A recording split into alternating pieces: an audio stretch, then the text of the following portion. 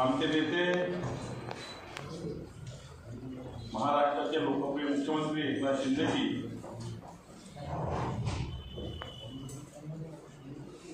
यांच्याबद्दल मी त्यांचे आभार मानतो। खरं तर कालपासून विरोधी पक्षाचे लोक हे माननीय एकनाथ शिंदेजी बद्दल ते नाराज आहे, ते महायुतीवर नाराज आहे। अशा पद्धतीच्या वेगवेगळ्या पद्धतीने वावड्या उपत होते। एकनाथ शिंदे सारख्या अत्यंत कर्तबगार व्यक्तीबद्दल त्यांच्या व्यक्तिमत्वावर विरोधी पक्षाच्या महाविकास आघाडीच्या नेत्यांनी प्रश्नचिन्ह उपस्थित करण्याचे प्रयत्न केले,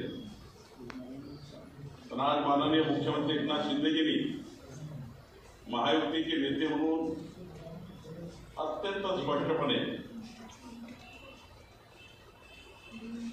या महाराष्ट्राच्या देशातल्या जनतेला आणि महाराष्ट्रातील सर्व जनतेला त्यांनी प्रेसच्या माध्यमातून आणि आपली भूमिका व्यक्त केली।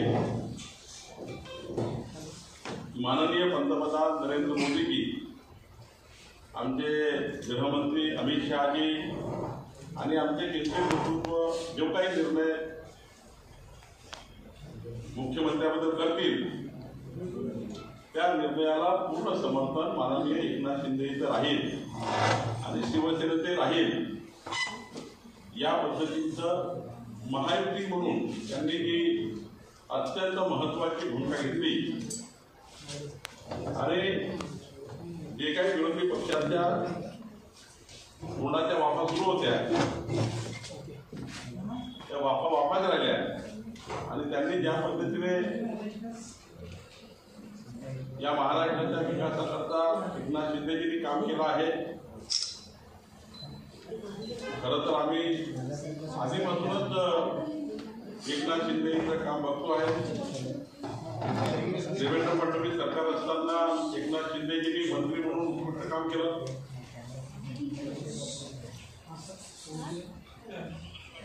आपल्या समृद्धी महामार्गाला देवेंद्रजींच्या सोबत खांद्याला खांदा लावून एवढा मोठा महामार्ग पूर्ण केला। उद्धव ठाकरेंनी भारतीय जनता पार्टीला धोका दिला, हे एकनाथ शिंदेजीला न पटल्यामुळं हिंदुत्वाची भूमिका घेऊन हिंदू हृदय सम्राट बाळासाहेब ठाकरे यांच्या विचाराला पुढे नेऊन पुन्हा या महाराष्ट्रामध्ये शिवशाहीचं सरकार आणण्याकरता मोठी भूमिका घेतली। महाराष्ट्राचे लोकप्रिय मुख्यमंत्री म्हणून 2.5 वर्षामध्ये एकनाथ शिंदेजींनी या महाराष्ट्राला विकसित राज्य करण्याकरता मोदींच्या नेतृत्वामध्ये काम सुरू केलं। राज्याचे आमचे नेते देवेंद्र फडणवीसजी यांच्या खांद्याला खांदा लावून आणि मग अजित पवारांची साथ घेऊन या महाराष्ट्राला डबल इंजिन सरकारच्या माध्यमातून या महाराष्ट्राला पुढे नेण्याकरता काम केलं। खरं तर एकनाथ शिंदेजी सारखा एक कणखर मुख्यमंत्री महाराष्ट्राला या ठिकाणी त्यांच्या कामातून त्यांनी पुढे प्रयत्न केला।